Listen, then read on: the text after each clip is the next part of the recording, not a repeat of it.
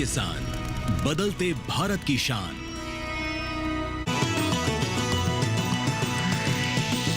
DD किसान, बदलते भारत की शान।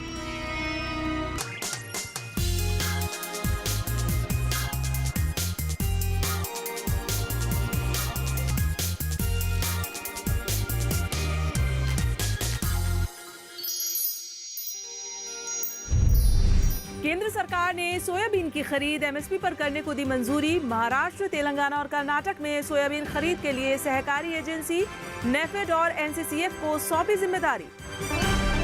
खरीफ सीजन में देश भर के किसानों ने जमकर बोई फसलें। धान, श्रीअन्न, तिलहन और दलहन के रकबे में भारी उछाल। बुआई का रकबा 1092 लाख हेक्टेयर के पार। और 3 महीने में घोषित हो जाएगी नई राष्ट्रीय सहकारिता नीति। केंद्रीय सहकारिता सचिव आशीष कुमार भूटानी ने कहा, कमेटी ने हर पहलू पर किया है मंथन।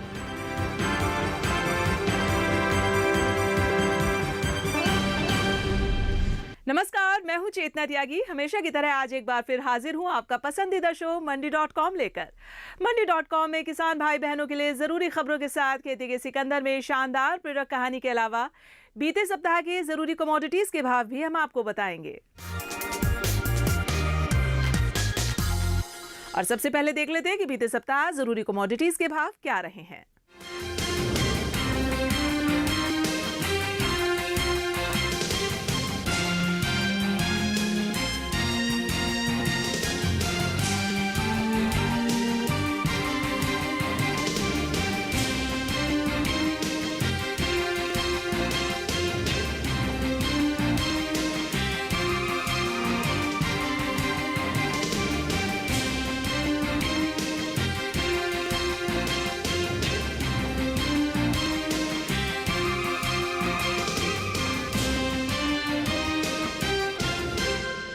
और अब एक नजर डाल लेते हैं बीते सप्ताह की खेती किसानी की बड़ी खबरों पर। केंद्र सरकार ने मध्य प्रदेश में सोयाबीन फसल की खरीद एमएसपी पर करने को मंजूरी दे दी है। इससे पहले केंद्र ने महाराष्ट्र, तेलंगाना और कर्नाटक में सोयाबीन उपज की सरकारी खरीद को मंजूरी दी थी। तीनों राज्यों में सोयाबीन खरीद के लिए 2 सहकारी एजेंसियों नेफेड और एनसीसीएफ को जिम्मेदारी सौंपी गई है। केंद्र ने खरीफ सीजन 2024-25 में सोयाबीन पर एमएसपी बढ़ाकर 292 रुपए तय किया है। केंद्रीय कृषि एवं किसान कल्याण मंत्री शिवराज सिंह चौहान ने कहा कि मध्य प्रदेश सरकार की ओर से प्रस्ताव मिला, जिसके बाद सोयाबीन खरीदी की अनुमति दे दी गई। केंद्र की मंजूरी के बाद सोयाबीन किसानों को बड़ी राहत मिली है। मध्य प्रदेश सरकार ने खरीफ सीजन 2024-25 के लिए धान और मिलेट्स की सरकारी खरीद के लिए तारीखें जारी की हैं। किसानों के लिए फसल बिक्री के लिए रजिस्ट्रेशन प्रक्रिया 19 सितंबर से शुरू होगी और 4 अक्टूबर तक चलेगी। देश भर के किसानों ने खरीफ फसलों की जमकर बुआई की है। इसके चलते अब खरीफ फसलों की कुल बुआई 1092 लाख हेक्टेयर से ज्यादा हो गई है। धान की बुआई में बम्पर उछाल दर्ज किया गया है। खरीफ सीजन की कुल फसलों में सर्वाधिक बुआई धान की गई है। इस साल 409 लाख 50 लाख हेक्टेयर खेत में धान की रोपाई हुई है, जो पिछले साल इसी अवधि के दौरान 393 लाख 57 हजार हेक्टेयर के मुकाबले करीब 16 लाख हेक्टेयर ज्यादा है। 2 सितंबर को जारी आंकड़ों में 408 लाख 72 हजार हेक्टेयर खेत में धान की बुआई की गई थी, यानी 7 दिनों में करीब 1 लाख हेक्टेयर खेत में बुआई हुई है। खरीफ फसलों में धान, श्रीअन्न, तिलहन और गन्ना की बुआई सामान्य से ज्यादा दर्ज की गई है। केंद्र सरकार ने आंध्र प्रदेश और तेलंगाना में बाढ़ प्रभावित किसानों के लिए 3,448 करोड़ रुपए की तत्काल सहायता का ऐलान किया है। बीते सप्ताह आंध्र प्रदेश और तेलंगाना समेत कई राज्यों में बारिश और बाढ़ से खेतों को भारी नुकसान पहुंचा। महाराष्ट्र के मराठवाड़ा में 12 लाख हेक्टेयर से ज्यादा फसल बर्बाद हो गई। आंध्र प्रदेश में 2 लाख हेक्टेयर और तेलंगाना में भी बड़े पैमाने पर फसलों को नुकसान पहुंचा है। आंध्र प्रदेश और तेलंगाना के किसानों ग्रामीणों के नुकसान की भरपाई के लिए केंद्र ने 3,448 करोड़ रुपए की राहत देने का ऐलान किया है। अंतर्राष्ट्रीय सहकारी गठबंधन के 130 साल लंबे इतिहास में पहली बार इफ्को की पहल पर भारत आईसीए महासभा और वैश्विक सहकारिता सम्मेलन की मेजबानी करेगा। केंद्रीय गृह एवं सहकारिता मंत्री अमित शाह की मौजूदगी में 25 नवंबर 2024 को शाम 3 बजे कार्यक्रम का शुभारंभ होगा। वे मुख्य अतिथि के रूप में वैश्विक सहकारिता सम्मेलन के उद्घाटन सत्र की अध्यक्षता करेंगे। अंतर्राष्ट्रीय सहकारी सम्मेलन पर सहकारिता सचिव आशीष कुमार भूटानी ने बताया कि अगले 2 से 3 महीने में देश की नई सहकारिता नीति सामने आ जाएगी। इस पर तेजी से काम किया जा रहा है। बिहार में इस बार सामान्य से कम बारिश होने के कारण किसान चिंतित हैं। मौसम विभाग के अनुसार राज्य में 451 मिलीमीटर बारिश होनी चाहिए थी, लेकिन अब तक 311 मिलीमीटर ही बारिश हुई है। कम बारिश को लेकर मुख्यमंत्री नीतीश कुमार ने 25 जुलाई को समीक्षा बैठक की। सूखे की आशंका वाली जगहों में 8 घंटे की जगह 14 घंटे लगातार बिजली देने का निर्देश दिया गया। कमजोर मानसून को देखते हुए सरकार ने किसानों को डीजल सब्सिडी देने का भी निर्देश दिया है। किसानों को 75 रुपए प्रति लीटर की दर से 750 रुपए प्रति एकड़ प्रति सिंचाई के लिए डीजल पर सब्सिडी मिलेगी। प्रगतिशील किसानों की कहानियां तो आपने बहुत देखी और सुनी होंगी, लेकिन आज हम आपके लिए एक ऐसी कहानी लेकर आए हैं जिसके किरदार कभी रोजी रोजगार के लिए बड़े बड़े शहरों में खाक छानने पर मजबूर थे, लेकिन अब उन्हीं किरदारों ने एक अदद कोशिश के बदौलत अपने गांव को गरीबी से बाहर निकालकर समृद्धि की ओर ले जाने का रास्ता दिखाया है। लेकिन उससे पहले हम यहाँ रुकेंगे एक छोटे से ब्रेक के लिए, तो आप कहीं मत जाइएगा, हम तुरंत हाजिर होते हैं।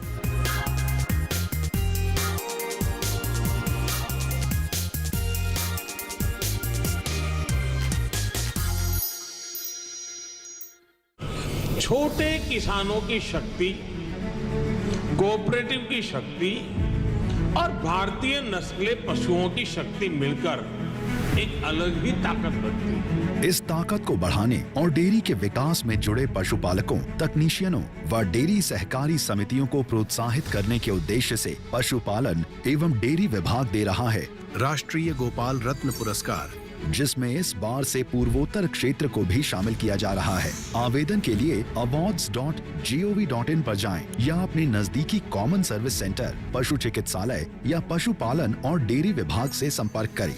आवेदन 30 सितंबर 2024 तक।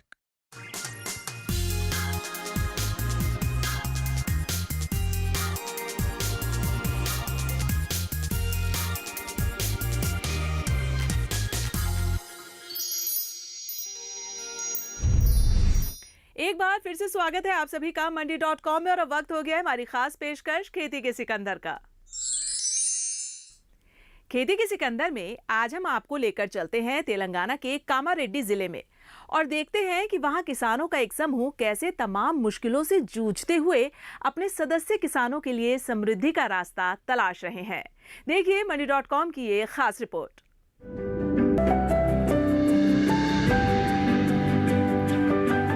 उत्तरी तेलंगाना में कामारेड्डी जिले का ये छोटा सा गांव है लिंगम पल्ले। यहाँ के ज्यादातर लोग खेती किसानी पर आश्रित हैं। ये गांव कभी बंजर और सूखी जमीन के लिए जाना जाता था। अधिकांश युवा रोजगार की तलाश में बड़े शहरों या फिर दूसरे देशों में चले जाते थे। ऐसा ही एक युवा है राजैया, जो बेहतर भविष्य की तलाश में दुबई चला गया था। राजैया का परिवार पीढ़ियों से खेती पर निर्भर था, लेकिन गांव की बंजर जमीन के कारण घर की हालत इतनी खराब हो गई थी कि उसे मजबूर होकर दुबई में काम करने जाना पड़ा। हालांकि वहां की जिंदगी भी आसान नहीं थी, लेकिन उसे अपने परिवार के लिए पैसे कमाने थे। कुछ सालों बाद जब राजैया अपने गांव वापस आया तो उसने देखा कि गांव में बड़ा बदलाव आ गया है। जहां पहले बंजर भूमि दिखाई देती थी, वहां अब हरी भरी फसलें लहलहा रही थीं।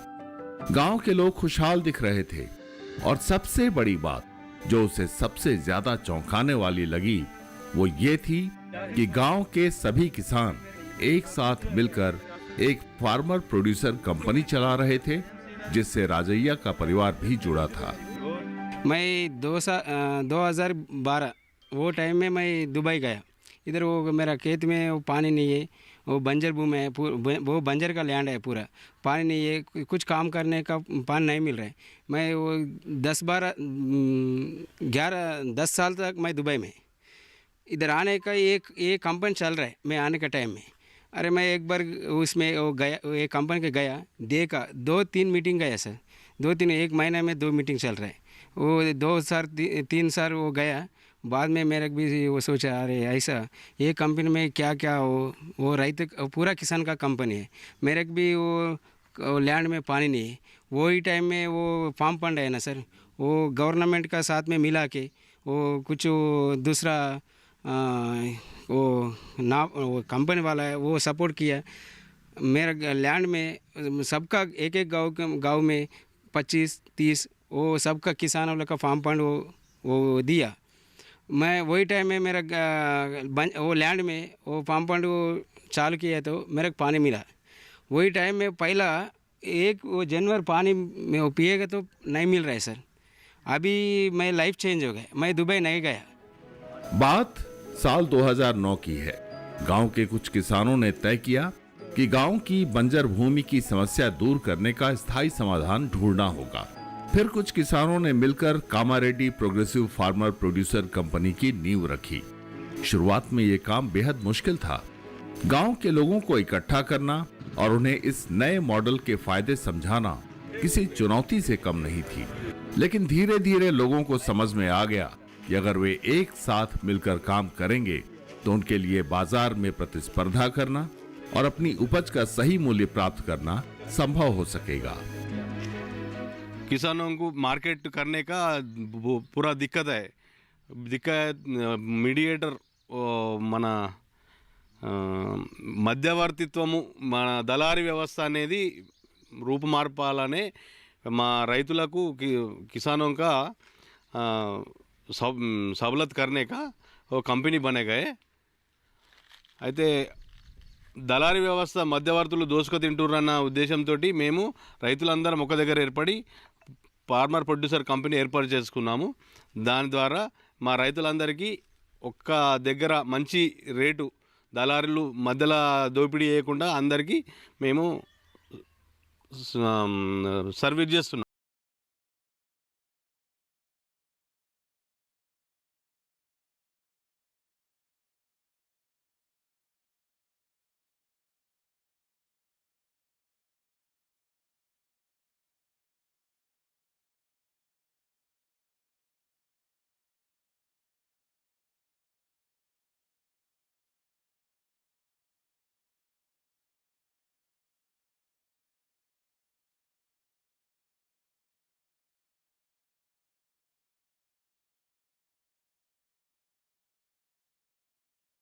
पहला ये ड्रिप क्या बोलते हैं इसको, माइक्रो इरिगेशन, उसको पता नहीं है।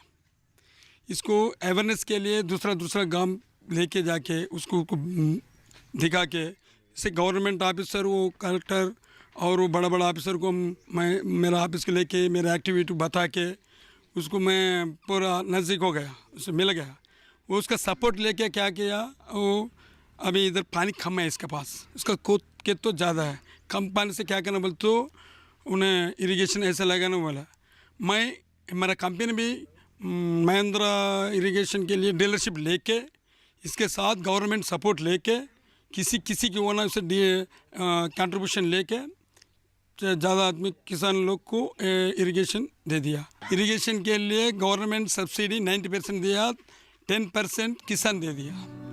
जब पानी की समस्या दूर हो गई तो किसानों ने विभिन्न प्रकार की फसलें उगानी शुरू की। गांव के सभी किसान सदस्यों ने पारंपरिक फसलों के साथ साथ नगदी फसलों का भी उत्पादन शुरू किया।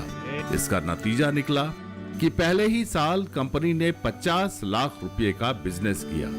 जैसे जैसे कंपनी का काम बढ़ता गया, गांव के किसानों की आर्थिक स्थिति भी सुधरने लगी। एफपीओ के निदेशकों ने शहरों के बड़े व्यापारियों से संपर्क किया जो सीधे किसानों से उनकी उपज खरीदने में रुचि रखते थे। बिचौलियों को हटाने से किसानों को उनकी उपज की सही कीमत मिलने लगी। నేను కామారెడ్డి ప్రోగ్రెసివ్ ఫార్మర్ ప్రొడ్యూసర్ కంపెనీలో గత 4 సంవత్సరాల నుంచి సీఈఓగా పనిచేస్తున్నాను। మా ప్రొడ్యూసర్ కంపెనీని 2009లో ప్రారంభించడం జరిగింది। కంపెనీస్ యాక్ట్ 1956 ప్రకారం రిజిస్ట్రేషన్ చేసుకొని 940 మంది సభ్యులతోటి ప్రారంభించడం జరిగింది। ప్రారంభం దశలో ప్రతి రైతు నుంచి 1000 నుంచి 500 వరకు షేర్ వాటా అనేది జమ చేయడం జరిగింది। ప్రారంభం దశలో మేము గ్రాసరీ బిజినెస్, రైతులకు అవసరపడే నిత్యావసర సరుకులు, అదేవిధంగా ఎరువులు, విత్తనాలు అనేవి ప్రారంభించడం జరిగింది। ప్రారంభం దశలో 50 లక్షలు, కోటి రూపాయల బిజినెస్ వ్యాపారాన్ని ప్రారంభించి దశల వారీగా ఇప్పుడు ప్రస్తుతానికైతే 6 నుంచి 7 కోట్ల వ్యాపారం అనేది ప్రతి సంవత్సరం చేయడం జరుగుతుంది। ముఖ్యంగా మన ప్రొడ్యూసర్ కంపెనీ ప్రారంభించిన నుంచి ఇప్పటి వరకు 25 కోట్ల వరకు అంచనాగా వ్యాపారం చేయడం అనేది జరిగింది।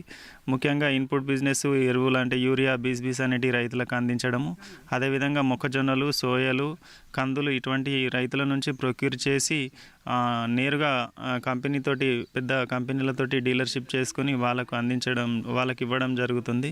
రైతులు అనేటి వాళ్ళు మన కామారెడ్డి ప్రాంతంలో నమ్మకంగా మనతోటి వ్యాపారం చేయడానికి ముందుకు వస్తున్నారు. భవిష్యత్తులో ఇంకా ప్రతి సంవత్సరం 15 నుంచి 20 కోట్ల వ్యాపారం చేయడానికి మా ప్రణాళిక అనేది చేసుకోవడం జరిగింది. एफपीओ अपने किसानों के लिए हर तरह की सुविधा का ध्यान रखता है. कंपनी ने अपने किसानों के घरों तक खाद, कीटनाशक और बीज पहुंचाने की व्यवस्था की, जिससे किसानों को खेती के लिए आवश्यक सामग्री प्राप्त करने के लिए बाहर नहीं जाना पड़ता था. इस सुविधा से किसानों का समय और पैसा दोनों बचते हैं. इसके अलावा अगर किसी किसान के पास पैसे की कमी होती है तो कंपनी उसे उधार में सामान भी उपलब्ध कराती है. मेरा कंपनी में किसान लोग वो एक गांव में छोटा घर वाला रहते, बड़ा घर वाला रहते, वो छोटा खेत रहते, वो बड़ा भी खेत भी रहते. वो छोटा के लिए 2 थैला फर्टिलाइज़र होना चाहिए. वो गांव के लिए जाना और आना, वो ऑटो किराया बहुत मुश्किल हो रहा है.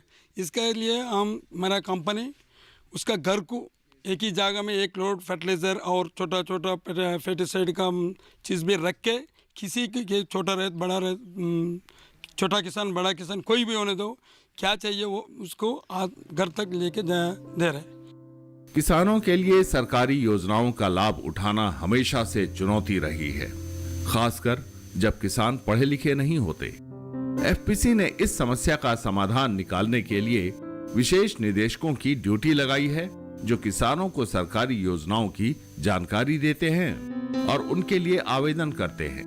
कंपनी के माध्यम से किसानों ने कई सरकारी योजनाओं का लाभ उठाया है. हमारे गांव में 9 गांव में हम काम कर रहे हैं. वो गांव में क्या 2 काउंसिल मेंबर रहता, वो पढ़ने वाला रहता. उसके साथ जाके फॉर्म पिला के गवर्नमेंट ऑफिस को बता के उसको मदद करके वो इरिगेशन हो कुछ क्या गवर्नमेंट्स किया है वो आने के लिए मदद कर सकते हैं. 12-14 सालों में Kamareddy progressive farmer producer company ने छोटी बड़ी कई सफलताएं अपने नाम की हैं. कुल मिलाकर कंपनी की मंशा किसानों को उनकी खेती में सुधार और किसानों की आर्थिक स्थिति मजबूत करने की है. यहाँ रुकेंगे एक और छोटे से ब्रेक के लिए. ब्रेक के बाद आपको दिखाएंगे कि एफपीओ के निदेशक अपने किसान साथियों की आमदनी बढ़ाने और उपज की मार्केटिंग के लिए और कौन-कौन से रास्ते अख्तियार करते हैं.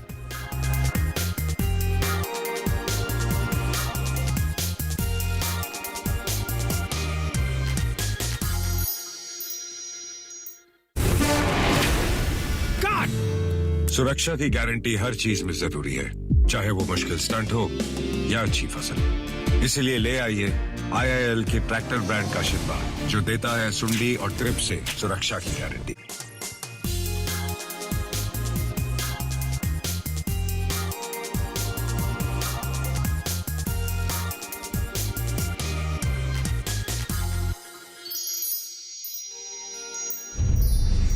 स्वागत है आपका एक बार फिर से आपके खास पसंदीदा शो मंडी.com में. और संगठन तैयार होने के बाद कामारेड्डी फार्मर प्रोड्यूसर कंपनी से जुड़े किसान सदस्यों को न केवल बिचौलियों से मुक्ति मिली, बल्कि उन्हें एक ऐसा बाजार मिला जहां वो अपने उत्पादों को बेहतर दाम पर बेचकर अच्छा मुनाफा कमा रहे हैं और भविष्य को लेकर तरह तरह की योजनाओं पर काम भी कर रहे हैं. मंडी.com में देखिए Kamareddy progressive farmer producer company की आगे की कहानी. 2010 के बाद जैसे जैसे कंपनी का दायरा बढ़ता गया, उन्होंने कृषि में नई तकनीकों को अपनाना शुरू किया. कंपनी ने किसानों को बेहतर बीज, जैविक खाद और कीटनाशकों के उपयोग की जानकारी दी. कंपनी ने हाल ही में एक ड्रोन खरीदा है, जिसका उपयोग खेतों में कीटनाशक और खाद छिड़कने के लिए किया जाएगा. एफपीओ के निदेशकों का मानना है कि ड्रोन तकनीक से न सिर्फ समय बचता है, बल्कि खेती की लागत में भी कमी आती है. संगठन के निदेशक मानते हैं कि ड्रोन के इस्तेमाल से खेतों में कीटनाशक और खाद छिड़कने का काम पहले से तेजी से और कम खर्च में हो जाएगा. एक लैंड है लिंगमपल्ली में, वजयपल्ली में, जिवेड़ में ऑफिस के वास्ते लैंड है. वो लैंड और राइस मिल के वास्ते, वो ऑफिस के वास्ते डेवलपमेंट करने के लिए 2 हार्वेस्टर है, एक दाल मिल है. और हमारा రైతు लोगों को गवर्नमेंट एग्जीबिशन में ड्रिप, स्प्रिंकलर्स गवर्नमेंट को बता के सब हम बेच दिया, उनको रैतों को ले लिया।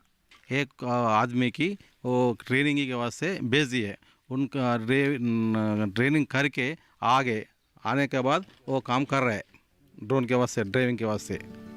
कामारेड्डी एफपीसी ने न सिर्फ खेती की गुणवत्ता में सुधार किया, बल्कि किसानों के उत्पादों को बाजार तक पहुंचाने में भी मदद की।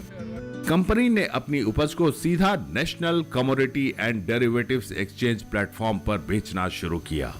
ये कंपनी की सबसे बड़ी उपलब्धियों में एक थी। पहली बार कंपनी ने मक्के का सौदा NCDEX पर किया। फिर 2021 में हल्दी का सौदा किया, जो 1 करोड़ रुपए से भी ज्यादा का था। NCDEX के साथ काम करने से किसानों को बाजार की मांग, कीमतों के उतार चढ़ाव और भविष्य की योजनाओं के बारे में भी जानकारी मिलने लगी। कंपनी के साथ जुड़े किसान नियमित रूप से NCDEX के आयोजित ट्रेनिंग प्रोग्राम में हिस्सा लेते हैं, जिससे वे बाजार की रणनीतियों, उपज के सही मूल्य और व्यापारिक गतिविधियों के बारे में सीखते हैं। हम लोगों को NCDEX एक प्लेटफॉर्म मिला है, उनके बातचीत करके उनसे थोड़ा सा ट्रेनिंग लेकर पहला ट्रांजैक्शन में इसके ऊपर किया है। इनका गोदाम नज़दीक है, 60 किलोमीटर दूर पे निज़ामाबाद में था। उधर जाके शैंपल कलेक्शन करना और सब सीख लिया है हमारा FPC बोर्ड ऑफ डायरेक्टर वाला लोग, और उनको एक ट्रांजैक्शन कर दिया है, वो तो सक्सेसफुल ट्रांजैक्शन हो गया है। इसके बाद और एक कमोडिटी के ऊपर 2021 में टर्मरिक के ऊपर हम लोग काम किया है। ये पूरा सैंपल सिलेक्शन और सैंपल फाइनलाइजेशन और सैंपल का ऊपर सक्सेसफुल सैंपल के ऊपर वो ट्रेनिंग ले लिया है। ये कमोडिटी पूरा का पूरा उन लोगों को दे दिया है। वो एक ट्रांजैक्शन 1 करोड़ रुपये का ट्रांजैक्शन 2021 में हमारे FPC के द्वारा NCDEX के माध्यम से हुआ है। NCDEX वाला लोग इधर आके हम लोगों को बार बार मैसेज के माध्यम से और ट्रेनिंग, फिजिकल ट्रेनिंग के माध्यम से हमारे FPC लोगों को ट्रेनिंग कर रहे हैं। कामारेड्डी FPC की एक और बड़ी योजना है कि वे अपनी उपज की प्रोसेसिंग गांव में ही करें, जिससे किसानों को अतिरिक्त मुनाफा हो सके। कंपनी ने भविष्य की योजनाओं में राइस मिल लगाने का निर्णय लिया है, जहां वे खुद धान का प्रसंस्करण करके चावल तैयार करेंगे और उसे सीधे बाजार में बेचेंगे। इसके अलावा सोयाबीन और राजमा जैसी फसलों के लिए भी प्रसंस्करण यूनिट लगाने की योजना बनाई जा रही है। राइस मिल कंपनी की కావాలనుకుంటున్నాం సార్। రైస్ మిల్ ఫ్యూచర్ ప్లాన్లో రైస్ మిల్లు, ఇంకొకటి మండల్కి ఒకటి ఇది పెస్టిసైడ్ స్టోర్స్ సార్। మళ్ళీ ఈ రాజ్మాను గ్రేడింగ్ చేసేసి వేరే స్టేట్లతో లింకప్ అయ్యి కొద్దిగా దాన్ని బ్రాండ్ లాగా చేద్దామని అనుకుంటున్నాం సార్। ఇంకా రైస్ బ్రాండ్ ఒకటి తయారు చేద్దాం అనుకుంటున్నాం సార్। ఒకటే కొంతమంది రైతులకు ఇచ్చేసి మంచి బ్రాండ్ తయారు చేసి మా కంపెనీ తరఫు నుంచి వేరే స్టేట్లకు కానీ వేరే రైతులకు కానీ అమ్మాలనుకుంటున్నాం సార్। సోయా మిల్క్ తయారు చేయాలనుకుంటున్నాం సార్। సోయా ఇంకా వేస్టేజ్ ఉంటుంది గేదెలకు, పాడి గేదెలకు అవన్నీ అవసరం ఉంటుంది, ఆయిల్ కూడా తయారు చేయొచ్చు సార్। అది Kamareddy progressive farmer producer company ने आर्थिक के साथ साथ सामाजिक सुधार भी किए हैं। गांव में एकजुटता बढ़ी है, लोग एक दूसरे की मदद के लिए हमेशा तैयार रहने लगे हैं। FPO से जुड़े निदेशकों ने गांव को गरीबी से बाहर निकालकर समृद्धि की ओर ले जाने का रास्ता दिखाया है। पहले जो किसान कर्ज के बोझ तले दबे हुए थे, वे अब अपनी जरूरतों को पूरा करने में सक्षम हो गए हैं। राजैया भी अब दुबई नहीं जाना चाहते, क्योंकि अब वो एक सफल किसान बन गए हैं और उनकी खेती से होने वाली आय ने उन्हें और उनके परिवार को सम्मानजनक जिंदगी की राह दी है। तेलंगाना के कामारेड्डी से मंडी.com के लिए अनिल वत्स के साथ किशन भारद्वाज। मंडी.com में आज बस इतना ही। अगले सप्ताह में फिर आऊंगी किसानों को प्रेरणा देने वाली सफलता की एक कहानी और दूसरी जरूरी खबरें लेकर। तब तक के लिए नमस्कार और आप देखते रहिए दूरदर्शन किसान। आपकी राय हमारे लिए बहुत महत्वपूर्ण है। आप हमारे टोल फ्री नंबर पर कॉल कर सकते हैं और अपनी राय दे सकते हैं। साथ ही आप ईमेल के जरिए भी हमें अपनी राय दे सकते हैं। हमारा ईमेल पता है ncdexmandi@gmail.com।